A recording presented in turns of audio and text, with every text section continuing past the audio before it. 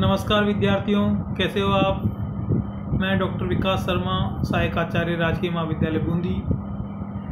मित्रों, पिछले 2 व्याख्यानों में हमने महान चीनी दार्शनिक कन्फ्यूशियस के संदर्भ में बात की थी, जिसमें उनका जीवन परिचय, उनके समय की परिस्थितियाँ और उनके दार्शनिक सिद्धांतों का अध्ययन किया था, जिसमें रन का सिद्धांत और स्वर्णिम युग का सिद्धांत प्रमुख था। आज हम उसी कड़ी के तहत अगले व्याख्यान में कन्फ्यूशियस के राजनीतिक चिंतन के प्रमुख विचारों का अध्ययन करेंगे कि कन्फ्यूशियस ने राजनीतिक दृष्टिकोण से किन सिद्धांतों, किन विचारों को प्रतिपादित करने का प्रयास किया है।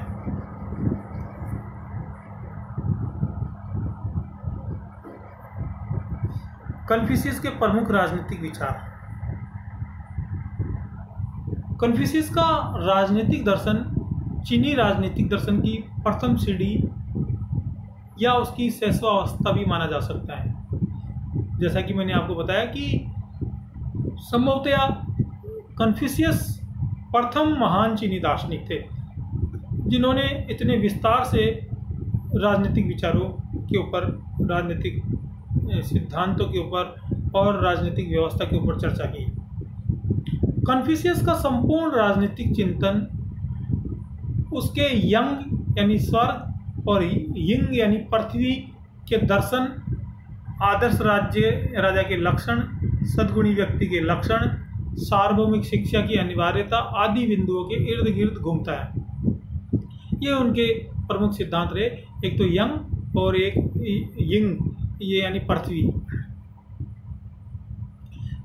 कन्फ्यूशियस का यह विचार बहुत क्रांतिकारी था कि राजा की श्रेष्ठता मात्र आनुवंशिक उत्तराधिकारी से प्रमाणित नहीं होती है।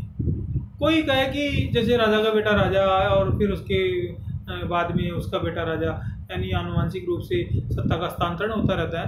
तो कन्फ्यूशियस राजा की श्रेष्ठता उसके आनुवंशिक उत्तराधिकार में नहीं मानता, अपितु ईश्वरीय नैतिकता के पालन से ही उसका औचित्य सिद्ध होता है। आप भले ही आनुवंशिक रूप से उत्तराधिकारी हो, राजकुमार हो, राजा हो, लेकिन ईश्वरीय नैतिकता आपके शासन में, आपके विचारों में कितनी है, ये इससे सिद्ध होगा कि आप राजा बनने के योग्य हो या नहीं हो। राजनीतिक चिंतन की दृष्टि से उसकी 2 विशिष्ट रचनाएं हैं, जो मैंने आपको पहले बताई। एक तो सुचिड़ और एक सीचिड़। सुचिड़ पुस्तक में उन्होंने प्राचीन चीनी शासकों के क्रियाकलापों का ऐतिहासिक वर्णन करते हुए एक आदर्श सम्राट के कर्तव्य, नीतियों एवं गुणों पर विस्तार से प्रकाश डाला। ये सुचिड़ पुस्तक इन्होंने जो चीन में जो राजनीतिक व्यवस्था, जो सत्ता चली आ रही थी शासकों के मध्य, अलग अलग वंशों के मध्य, तो उनका उनके ऐतिहासिक परिप्रेक्ष्य में उनके क्रियाकलापों का विस्तार से वर्णन किया और फिर उसके आधार पर उन्होंने सम्राट के कर्तव्य, नीतियों, गुणों, उनके अवगुणों, इन सब पर उन्होंने विस्तार से अपने दर्शन में चर्चा की। कन्फ्यूशियस की दूसरी रचना सीचिड़ में उसने नैतिक आदर्शों का उल्लेख किया, जिन्हें वे राजनीतिक समाज में लागू करना लाभदायक समझते हैं। कन्फ्यूशियस के प्रमुख राजनीतिक विचार निम्नलिखित हैं। यानी पहली जो पुस्तक है सुचिड़, उसमें उन्होंने जो राजाओं का ऐतिहासिक क्रियाकलाप था, उनके वंशों की ऐतिहासिक स्थिति थी, उनके आदर्श, उनके सद्गुण, उनके सिद्धांतों पर चर्चा की। और जो दूसरी पुस्तक है सीचिड़, इस पुस्तक में उन्होंने नैतिक आदर्शों का उल्लेख किया। सम्राट या राजपद की आवश्यकता। कन्फ्यूशियस सम्राट या एक प्रदेश में एक ही शासक की स्थिति को नितांत आवश्यक मानता है। यानी वह अलग अलग स्तरों पर सत्ता के विभाजन के पक्ष में नहीं थे। जैसे यहाँ एक सामंत अपनी सत्ता चला रहा है, वहाँ दूसरा सामंत चला रहा है, या यहाँ ये कह दीजिए कि ये प्रदेश स्तर का एक छोटा राजा, फिर दूसरा राजा। तो वह कहता है कि ये अलग अलग सत्ता के केंद्र ये राज्य के हित में नहीं है। तो वो एक सम्राट की बात करता है, एक वृहद राज्य की बात करता है। कन्फ्यूशियस कहते हैं कि अंतरिक्ष में दो सूर्य नहीं है, अतः जनता की भी दो शासक नहीं हो सकते। अंतरिक्ष में दो सूर्य नहीं है क्योंकि जनता की भी दो शासक नहीं हो सकते हैं। चीन में प्रचलित सामंतवादी व्यवस्था में अनेक प्रकार के दोष उस समय व्याप्त थे, जैसे भ्रष्टाचार, षड्यंत्र, एक दूसरे के प्रति षड्यंत्र करके उनको मार डालना, उनको ठिकाने लगा देना, राज्य के विखंडन की चर्चा या राज्य के विखंडन की बात आदि प्रमुख हैं। वह सामंतवाद में सुधार कर केंद्रीय सत्ता की स्थापना करना चाहता था ताकि सामंतों को अनुशासन में रखा जा सके। यानी ये जो सामंती व्यवस्था चीन में चली आ रही थी उससे कन्फ्यूशियस सहमत नहीं थे और कन्फ्यूशियस उसके पक्षधर नहीं थे। मैंने आपको बताया कि कन्फ्यूशियस वृहद राज्य की बात करते थे जिसमें एक सम्राट हो और वह सम्राट सारे राज्य को, सारे देश को नियंत्रित करे, संचालित करे, लेकिन वह नैतिकतापूर्ण तरीके से। आगे उसकी भी चर्चा हम करेंगे। सम्राट या राजपद ईश्वरीय संस्था, ये दूसरा बिंदु है। कन्फ्यूशियस के अनुसार समस्त नैतिकता का स्रोत स्वर्ग है और उसका अधिपति ईश्वर है। सम्राट स्वयं ईश्वर का एक प्रतिनिधि यानी एक कृति है।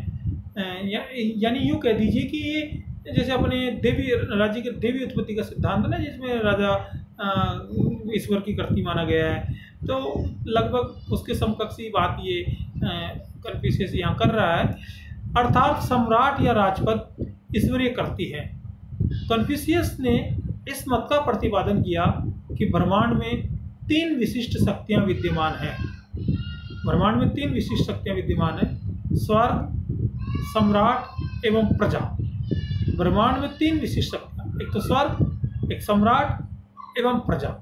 इन तीनों में वह स्वर्ग को सर्वोपरि मानते हैं क्योंकि उसका स्वामी ईश्वर होता है, इसलिए स्वर्ग को सर्वोपरि मानते हैं। उसके बाद में क्रम से वह सम्राट और फिर प्रजा को स्थान देता है। सम्राट चूंकि ईश्वर का प्रतिनिधि है, ईश्वर का अवतार है, ईश्वर की कृति है, तो इसलिए सम्राट को दूसरे स्थान पे और फिर प्रजा को तीसरे स्थान पर कन्फ्यूशियस रखता है। सम्राट के दायित्व एवं कार्य। कन्फ्यूशियस के अनुसार सम्राट ईश्वर का प्रतिनिधि होता है, इसलिए उसे ईश्वरीय नियमों का पालन करते हुए प्रशासन करना चाहिए। ईश्वर का प्रतिनिधि है तो ईश्वरीय नियम, नैतिकता के नियम, उच्च सदाचार के नियम, उच्च सत्यता के नियम, उनका पालन करते हुए प्रशासन करना चाहिए। कन्फ्यूशियस के अनुसार ईश्वरीय कानून के तीन प्रमुख लक्षण होते हैं। ईश्वरीय कानून के उन्होंने तीन प्रमुख लक्षण बताए। पहला जैन को उन्होंने लोक कल्याण कहा। दूसरा ये को उन्होंने औचित्य कहा और तीसरा ली यानी अनुष्ठान, यानी लोक कल्याण, औचित्य और अनुष्ठान। जैन, यी और ली, ये उन्होंने कहा। कन्फ्यूशियस कहते हैं कि एक आदर्श राज्य में लोक कल्याण में वृद्धि करना सम्राट का प्रमुख दायित्व होना चाहिए। आदर्श राज्य की बात करता है और उसमें भी वह लोक कल्याण की बात करता है, और लोक कल्याण में वृद्धि करना, लोक कल्याण करना सम्राट का मुख्य दायित्व उन्होंने बताया, क्योंकि सम्राट ईश्वर का प्रतिनिधि है। कन्फ्यूशियस के अनुसार, कन्फ्यूशियस कहते हैं कि एक सम्राट के हृदय में अपनी प्रजा के प्रति ऐसा वात्सल्य भाव होना चाहिए जैसा कि माता के हृदय में अपने बच्चों के प्रति होता है। यानी सम्राट बिल्कुल विशाल हृदय होना चाहिए, सहृदयी होना चाहिए और अपनी प्रजा के प्रति बिल्कुल वात्सल्य, पितृत्व भाव, मातृत्व भाव रखना चाहिए। और उन्होंने उदाहरण दिया कि जैसा माँ अपने बच्चों के प्रति रखती है। एक आदर्श राज्य में सम्राट का आचरण सम्राट के पद के अनुरूप होना चाहिए। सार रूप में अपन कह सकते हैं, जो कन्फ्यूशियस ने भी कहा, कि एक आदर्श राज्य में एक ideal state, ideal welfare state की अवधारणा जो उन्होंने दी, उसमें राजा में या सम्राट में अपने पद के अनुरूप आचरण होना चाहिए। यानी बहुत उच्च पद है तो उच्च पद की गरिमा को ध्यान में रखते हुए उनका आचरण श्रेष्ठ होना चाहिए।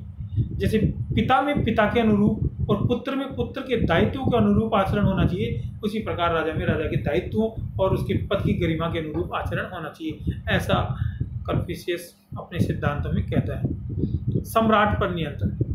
कन्फ्यूशियस केंद्रीय सत्ता का समर्थक था, किंतु निरंकुश शासन का नहीं। कन्फ्यूशियस का कहना है कि जब भी सम्राट नैतिकता के मार्ग से हटता है तो शासन और राज्य का पतन सुनिश्चित है। जब भी सम्राट नैतिकता के मार्ग से हटता है तो शासन और राज्य का पतन सुनिश्चित है। उन्होंने सम्राट के आचरण को सब प्रकार से मर्यादित एवं अनुशासित रखने का समर्थन किया है। सम्राट के आचरण को सब प्रकार से मर्यादित और अनुशासित रखने का समर्थन किया है, क्योंकि प्रजा सम्राट के आचरण का अनुगमन करती है। ये बात बिल्कुल सत्य है कि सम्राट का आचरण बिल्कुल उच्च मर्यादित होना चाहिए, अनुशासित होना चाहिए, जनप्रिय होना चाहिए, उदाहरणीय होना चाहिए, अनुकरणीय होना चाहिए, क्योंकि जनता सम्राट को देखती है और जैसा सम्राट करेगा, जैसा उच्च पदाधिकारी राज्य में करते हैं, तो जनता, अधिकांश जनता उनको फॉलो करती है, उनके आचरण का अनुगमन करती है। तो अगर नकारात्मक आचरण होगा तो जनता नकारात्मकता की तरफ जाएगी, और अगर आचरण सकारात्मक होगा तो जनता का भाव भी सकारात्मक होगा। सम्राट के आचरण के प्रमुख नियम। कन्फ्यूशियस सम्राट के आचरण के नियमों का प्रतिपादन करने वाला संभवतः प्रथम दार्शनिक है जिनकी तुलना भारत के कौटिल्य से की जाती है, क्योंकि काल की दृष्टि से कौटिल्य कन्फ्यूशियस के बाद में आते हैं।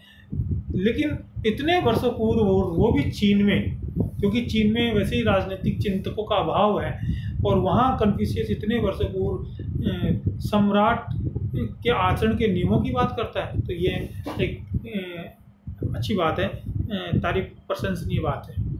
पहली, सम्राट को शासन कार्य में जैन यानी लोक कल्याण, ये यानी औचित्य, और ली यानी अनुष्ठान की नीति का पालन करना चाहिए। इन तीनों नीतियों का पालन करना चाहिए, जैन, ये और ली, लोक कल्याण, औचित्य और अनुष्ठान की नीतियों का पालन करना चाहिए। सम्राट को योग्य, सद्गुणी और अनुभवी मंत्रियों की नियुक्ति करना चाहिए। ऐसा नहीं हो कि चापलूसों की नियुक्ति करे, जैसे अपने मनु, कौटिल्य, शुक्र अपने सप्तांग सिद्धांतों में बताते हैं कि अमात्य ऐसा होना चाहिए जो योग्य हो, सद्गुणी हो, अनुभवी हो, व्यवहारिक हो, जनप्रिय हो, ज्ञानी हो।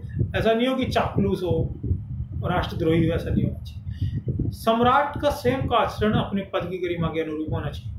ये बात भी कन्फ्यूशियस कहते हैं कि सम्राट जैसा आचरण रखेगा उसका पूरा इफेक्ट जनता पर और शासन के अन्य पदाधिकारियों पर पड़ता है। सम्राट को शासन के संचालन के लिए 5 प्रमुख नीतियों को अपनाना चाहिए। कन्फ्यूशियस ने 5 प्रमुख नीतियां बताई। 5 प्रमुख नीतियों को अपनाना चाहिए सम्राट को शासन के संचालन के लिए। पहली, सम्राट को फिजूल खर्ची से बचना चाहिए, क्योंकि पैसों की, खजाने की कभी भी आवश्यकता पड़ सकती है, तो फिजूल खर्ची से बचना चाहिए। दूसरा, अधिकारियों को उनकी क्षमता के अनुरूप काम देना चाहिए। ऐसा नहीं है कि कोई व्यक्ति काम करने में सक्षम ही नहीं और उसको काम दे दिया जाए और वो कुंठित हो जाए, वो उल्टा उसमें कार्य करने की भावना ही खत्म हो जाए, क्षीण हो जाए। तो अधिकारियों को उनकी क्षमता के अनुरूप काम देना चाहिए, उनकी रुचि के अनुसार काम देना चाहिए। सम्राट को लालच से बचना चाहिए। सम्राट को कभी लालच नहीं करना चाहिए। अगर जिस राज्य का सम्राट ही लालची हो जाएगा तो वह राज्य तो ऐसे ही गर्त में चला जाएगा। सम्राट में अहंकार वृत्ति नहीं होनी चाहिए, अहंकार का भाव होना चाहिए। जहां अहंकार आ गया, जहां घमंड आ गया, वहां उस राज्य का पतन होना निश्चित है। तो अहंकार नहीं होना चाहिए। सम्राट को क्रूर आचरण से बचना चाहिए, अत्याचारी नहीं होना चाहिए, क्रूर नहीं होना चाहिए, जनता को कष्ट देने वाला नहीं होना चाहिए, बजाय कष्ट देने के जनता से प्यार करने वाला होना चाहिए राजा को। तो ये सम्राट को क्रूर आचरण से बचना चाहिए। ये 5 इन्होंने नीतियाँ बताई जिनसे शासन को श्रेष्ठतम तरीके से चलाया जा सकता है। कन्फ्यूशियस के अनुसार सम्राट को 4 दोषों का हमेशा त्याग करना चाहिए। 4 दोषों का त्याग करने की बात उन्होंने कहा कि जो मानवीय गलतियां हैं, मानवीय दोष हैं जो हर व्यक्ति में आ जाते हैं, लेकिन कन्फ्यूशियस कहते हैं कि इन दोषों से सम्राट को बचना चाहिए। पहला, अपने अधीनस्थों के दमन का त्याग करना चाहिए। कभी भी अपने अधीनस्थ लोगों का दमन नहीं करना चाहिए, वरना शासन में गुटबाजी हो जाएगी और गुटबाजी शासन सत्ता को छीन कर देगी, गुटबाजी शासन सत्ता को बिल्कुल पतन की ओर ले जाएगी। अधीनस्थों को हानि पहुंचाने का भाव नहीं होना चाहिए, बिल्कुल सही बात है। अपने अधीनस्थों को कभी भी हानि पहुंचाने का भाव नहीं होना चाहिए, हमेशा उनके लाभ की बात होनी चाहिए। और अगर उनके लाभ की बात करेंगे तो वो और ज़्यादा मन से दिन दुना रात चौगुना वो काम करेंगे राज्य के लिए और राजा के लिए। अपने अधीनस्थों को कार्य का उचित पुरस्कार समय समय पर देना चाहिए।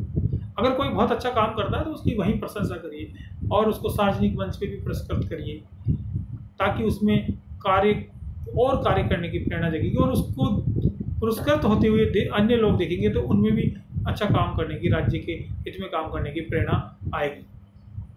तो ये पुरस्कार समय समय पर देना। और अगर मान लो कोई व्यक्ति राज्य विरुद्ध काम करता है तो उसको दंड भी देना चाहिए, और दंड भी उसको कठोर देना चाहिए, ताकि अन्य लोग भी हड़क जाए और अन्य लोग भी समझ जाए कि राज्य के विरुद्ध काम करने का नतीजा क्या हो सकता है। अधीनस्थों के प्रति क्रूर आचरण नहीं होना चाहिए, जनता के प्रति भी क्रूर आचरण नहीं होना चाहिए और अधीनस्थों के प्रति भी क्रूर आचरण नहीं होना चाहिए। ये दोनों ही बात कन्फ्यूशियस ने सम्राट के लिए कही। क्रूर आचरण किसी भी प्रकार से मान्य नहीं है, क्रूर आचरण राजा का होना ही नहीं चाहिए। तो ये मैंने आपको कन्फ्यूशियस के राजनीतिक विचारों का बहुत विस्तार से यहाँ उल्लेख किया और आपको समझाने का प्रयास किया, और मैं समझता हूँ कि आपके काफ़ी हद तक समझ में आया भी होगा। आगे की चर्चा हम अगले व्याख्यान में करेंगे। अगर आपको यह मेरा वीडियो पसंद आया तो आप इसे लाइक कर दीजिए, शेयर कर दीजिए और हो सके तो इसे सब्सक्राइब कर दीजिए। धन्यवाद।